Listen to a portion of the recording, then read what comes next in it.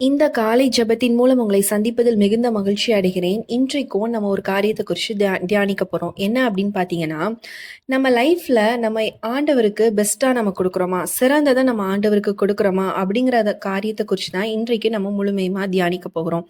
வேதத்தில் மார்க்கு 14ஆம் அதிகாரம் 3ஆம் வசனத்திலிருந்து 9ஆம் வசனம் வரைக்கும் ஒரு ஸ்திரீயை குறித்து சொல்லப்பட்டிருக்கு. அந்த ஸ்திரீ என்ன செஞ்சாங்க, ஆண்டவர் அதனால அவங்களை எப்படி மேன்மைப்படுத்தினாங்க அப்படிங்கிறது தான் இன்றைக்கு நம்ம டீட்டெயிலாக பார்க்க போகிறோம்.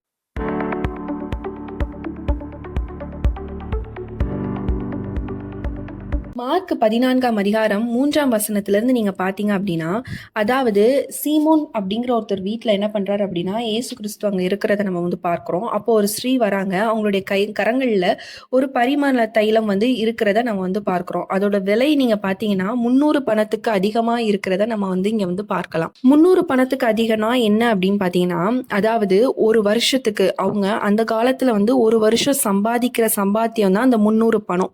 அதாவது ஒரு நாள் சம்பாதிக்கிறது ஒரு பணம் 2 பணம்ங்கிற மாதிரி அவங்க சம்பாதிச்சதோட விலை, அந்த ஒரு வருஷம் சம்பாதிச்சது தான் அந்த 300 பணத்துக்கு என்ன பண்றாங்க அப்படின்னா, அந்த ஒரு தைல குப்பியை வந்து அவங்க தைலத்தை வாங்கிட்டு வரதை நம்ம வந்து பார்க்கிறோம். அப்போ ஒரு வருட சம்பளத்தை என்ன பண்றாங்க அப்படின்னா, அந்த ஒரு தைலத்துக்காக அவங்க வந்து ஸ்பெண்ட் பண்றதை நம்ம வந்து பார்க்கலாம். ஸ்ரீ வந்து யோசிச்சிருக்கலாம், இது ரொம்ப காஸ்ட்லி ஆச்சு, இது நமக்காக நம்ம யூஸ் பண்ணி இருந்திருக்கலாமே, எதுக்கு நம்ம வந்து சின்னதா கூட ஏதாவது ஆண்டவருக்கு வாங்கிட்டு போகலாம் அப்படின்னு அவங்க யோசிச்சிருக்கலாம்.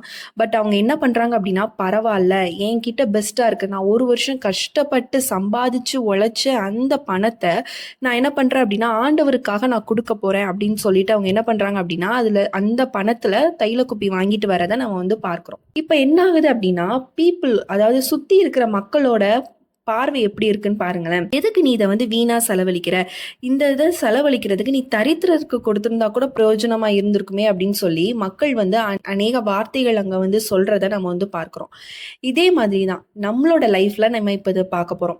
நம்மளோட லைஃப்ல அந்த ஸ்ரீ வந்து அவள் லைஃப்ல ஒரு வருஷம் சம்பாதிச்சதை ஆண்டவருக்காக அந்த தைலத்தை கொண்டு வந்து ஆண்டவர் சிரசுல ஊற்றினதை நம்ம வந்து பார்க்கிறோம். அப்போ அதே மாதிரி இன்றைக்கு நம்ம ஆண்டவருக்கு பெஸ்டான ஒரு விஷயத்த நம்ம கொடுக்குறோமா அப்படின்னு பார்க்கலாம். பெஸ்டான விஷயம்னா என்ன, நான் பெஸ்டான விஷயம் அப்படின்னு சொல்றேன் அப்படின்னா, அதாவது பணமோ பொருளோக்கிறத தாண்டி நம்ம நேரம் கிடைக்கிறப்போ நம்ம ஆண்டவருக்காக நேரம் செலவிடுறோமா, இல்ல இந்த ஒரு நாள்ல நான் இந்த 1 மணி நேரம் இது என்னோட ஆண்டவர் டைம், நான் இந்த டைம்ல நான் எந்த வேலையும் நான் செய்ய மாட்டேன், இது ஆண்டவருக்குரியது, இது அவருக்கான ஒரு ப்ரையாரிட்டி கொடுக்குற டைம், இந்த டைம்ல என்னோட சொந்த வேலைகள் நான் செய்ய மாட்டேன், இல்ல இந்த நேரம், அதாவது ஈவினிங் ஒரு நேரமா அந்த டைம்ல நான் பைபிள் வாசிக்கிற நேரம், இந்த நேரத்துல வேற எந்த என்னோட சுய வேலைகளுக்கு டைம் கிடையாது, இல்ல ஏதோ ஒரு ஃபங்க்ஷன் வந்தாலும் நான் இந்த நேரத்தை நான் ஸ்கிப் பண்ணிட்டு எனக்கு டைம் கிடைக்கும் போது பாத்துக்கிறேன், இல்ல இன்னைக்கு எனக்கு பலவீனமா இருக்கு, நான் இன்னைக்கு ஸ்கிப் பண்ணிக்கிறேன், நான் இன்னைக்கு தூங்குறேன், நாளைக்கு நான் ப்ரேயர் பண்ணிக்கலாம், நாளைக்கு பாத்துக்கலாம், இன்னைக்கு தான் முடியல அப்படின்னு சொல்லி நம்ம ஆண்டவரை அசட்டை பண்றோமா, இல்ல நம்ம கிட்ட இருக்கிற பெஸ்டான, அதாவது அவர் கொடுத்த நேரத்துல அவருக்கு பெஸ்டான டைமை நம்ம ஸ்பெண்ட் பண்றோமா அப்படிங்கறத ஆண்டவர் இன்றும் நம்ம ஒவ்வொருத்தையும் பேசிட்டு இருக்கிறார். அதாவது அந்த ஸ்ரீ வந்து ஒரு வருஷம் சம்பாதிச்சதை ஒரு பொருட்டா நினைக்கல, அது ஆண்டவருக்காக கொடுக்கணும், தன்னிடத்துல இருக்கிறத பெஸ்ட் தான் நான் ஆண்டவருக்கு கொடுக்கணும் அப்படிங்கிற ஒரு மனசு ஆண்டவர் பாக்குறாரு. அப்படிதானே? அதே மாதிரி இன்றைக்கும் நம்ம ஆண்டவர் நம்ம கிட்ட எதிர்பார்க்கறது, என் மக அவகிட்ட இருக்கிற பெஸ்ட்டை என் கிட்ட கொடுக்குறாளா அப்படிங்கிறத எதிர்பார்க்கறாங்க. இப்போ சில பேர் ஆண்டவருக்காக எல்லாமே நீங்க வைராக்கியமா இருப்பீங்க, ஆண்டவருக்காக எல்லாமே பண்ணுவீங்க, ஆனா உங்களை சுற்றி இருக்கிறவங்க எப்படி இந்த ஸ்ரீயை வந்து விமர்சனம் பண்ணாங்களோ அதே மாதிரி விமர்சனங்கள் நிறைய நீங்கள் பார்ப்பீங்க. நீ வந்து ஆண்டவரை தேடினால தான் உனக்கு இவ்வளோ கஷ்டம் வருது, உன் வாழ்க்கையில் இவ்வளோ துக்கம் வந்துட்டே இருக்குது, நீ இதுக்கு பேசாமல் ஆண்டவரை விட்டுறலாம்ல, எதுக்கு நீ வந்து இவ்வளோ தேடிட்டு இருக்கிறனால தான் உன் குடும்பத்துலேயும் ஒரே பிரச்சனையாக இருந்துட்டுருக்கு அப்படின்னு சொல்லி மக்கள் வந்து அநேகமாக பேசுவாங்க.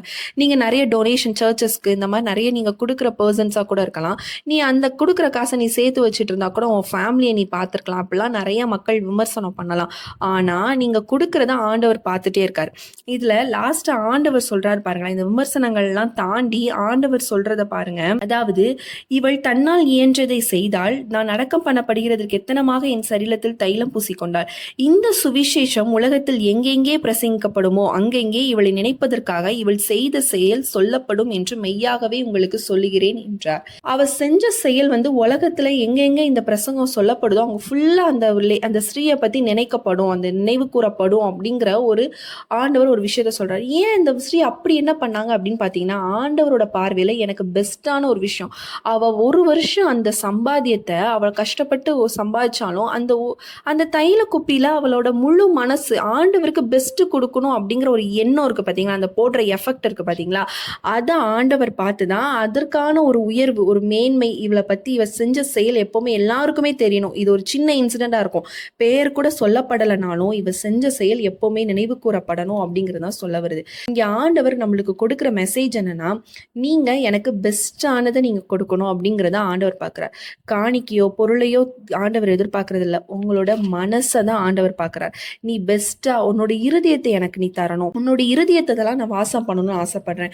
நிறைய நாள் நம்மளுக்கு ஒரு கஷ்டம் வருதா, சோறு வருதா, நம்ம ஆண்டவரை தூர விலக்கி வச்சிருவோம். நம்மளே உட்காந்து கஷ்டப்படுறது, நம்மளே பாரப்படுறது, நம்மளே எல்லா விஷயங்களும் நம்ம தலையில ஏற்றி வச்சுட்டு அது எப்படி ரெக்கவர் பண்றதுன்னு கூட தெரியாம நம்ம புலம்புற நாட்கள்லாம் அநேகமா இருந்திருக்கும். ஆனா இன்றைக்கு ஆண்டவர் சொல்றாரு, நான் உன்கிட்ட எதிர்பார்க்கறது ஒரு பெஸ்டான ஒரு விஷயம். அது என்ன அப்படின்னா, உன்னோட முழு மனசு. அதாவது ஏதோ நேரம் கிடைக்கும் போது எனக்கு ஒன்று நீ டைம் ஸ்பெண்ட் பண்ணுறதோ, எனக்காக ப்ரேயர் பண்ணுறதோ அல்ல. நீ என்ன சார்ந்து என்னை டிபெண்ட் பண்ணியே இருக்கணும், என்னோட எப்போவுமே நீ சேர்ந்து இருக்கணும். அதாவது ஆண்டவர் உங்ககிட்ட ஒரு ப்ரையாரிட்டியாக, அவர் தான் எனக்கு ஃபஸ்ட்டு ப்ரையாரிட்டி அப்படிங்கிறத ஆண்டவர் எதிர்பார்க்குறார். பெஸ்ட்டான ஒரு விஷயமா ஆண்டவர் எதிர்பார்க்குறாரு அப்படிங்கிறத நம்ம கண்டிப்பாக அந்த நாளில் புரிஞ்சுருக்கணும். அதாவது நம்மளுக்கு ஒரு கஷ்டம் வரலாம், ஃபேமிலியில் ப்ராப்ளம்ஸ் வரலாம், நம்மளை படிக்கிற இடத்துல ப்ரெஷர் வரலாம், யாருமே புரிஞ்சுக்காத நிலையில் வரலாம். எப்படி வேணாலும் அந்த நிலைமை, அந்த சிச்சுவேஷன் பெர்ஃபெக்டாக கூட இல்லாமல் இருந்திருக்கலாம். ஆனால் ஆண்டவருக்கு நான் பெஸ்ட்டாக ஒர்த்தியான, நான் ஒரு நல்ல ஒரு சாட்சியான ஒரு வாழ்க்கை வாழணும், ஆண்டவர் என்னை பார்த்து சந்தோஷப்படணும், அப்படிப்பட்ட ஒரு ஸ்ரீயாக ஒரு மகனாக நான் காணப்படணும் அப்படிங்கிறத ஆண்டவர் இன்று நமக்கு சொல்லிக் கொடுக்குற ஒரு விஷயம். அதாவது ஒவ்வொருத்தருக்கும் ஒவ்வொரு டேலண்ட் இருக்கும்.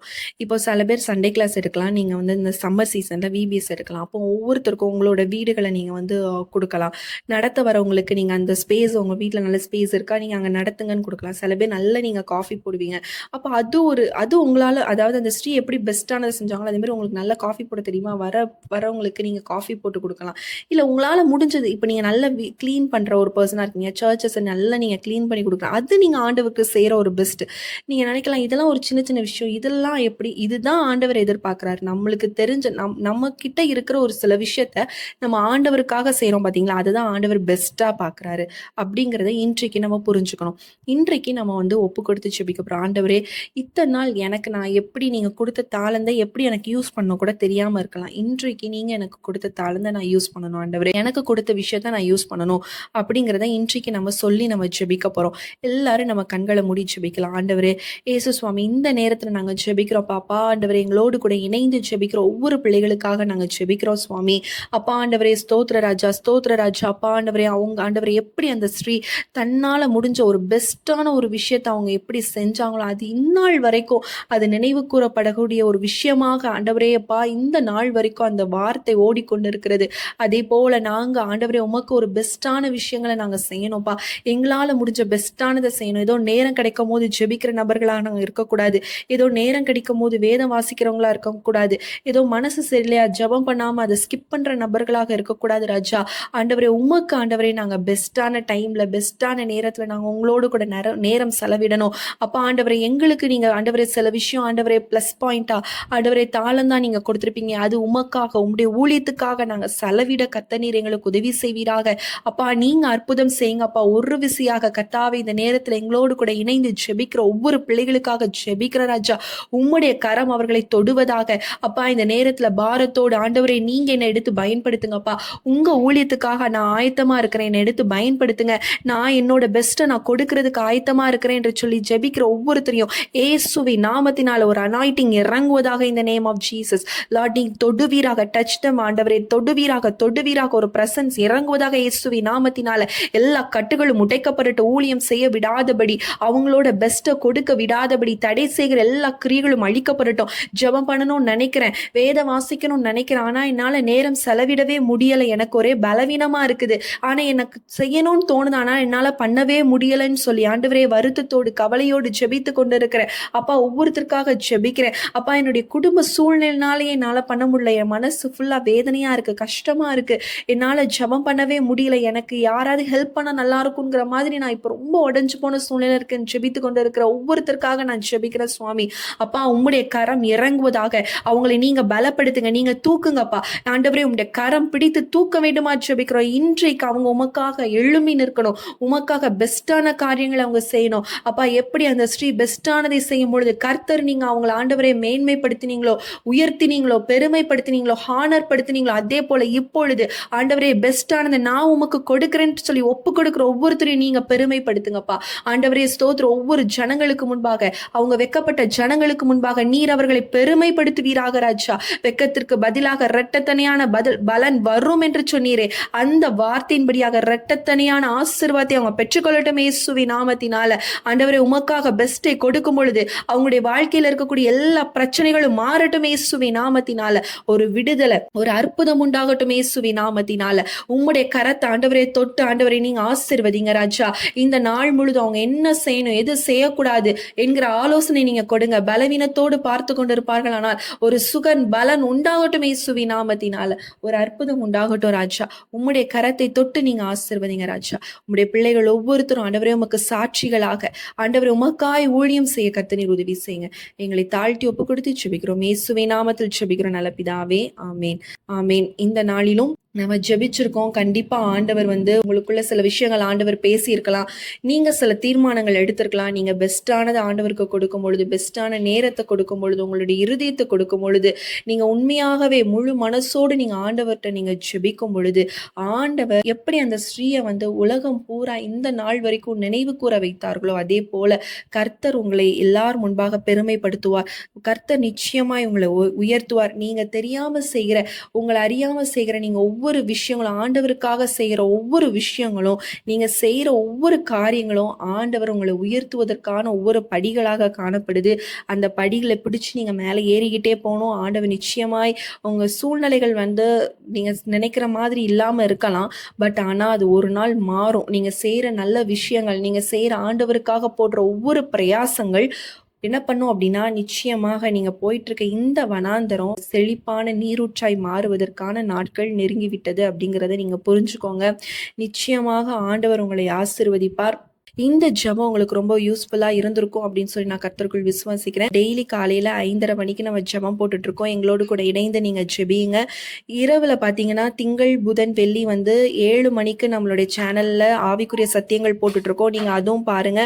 அதுவும் உங்களுடைய வாழ்க்கைக்கு ரொம்ப பிரயோஜனமாக இருக்கும். உங்களுக்கு ஜெப குறிப்புகள் இருக்கும் அப்படின்னா ஸ்கிரீன்ல தர வாட்ஸ்அப் நம்பருக்கு நீங்க மெசேஜ் பண்ணுங்க, இல்லைன்னா வாய்ஸ் நோட் பண்ணுங்க. கண்டிப்பா நாங்க உங்களுக்காக ஜெபிக்கிறோம். மீண்டும் உங்களை அடுத்த ஒரு வீடியோல சந்திக்கிறேன். கர்த்தர் உங்களை ஆசீர்வதிப்பாராக. ஆமேன்.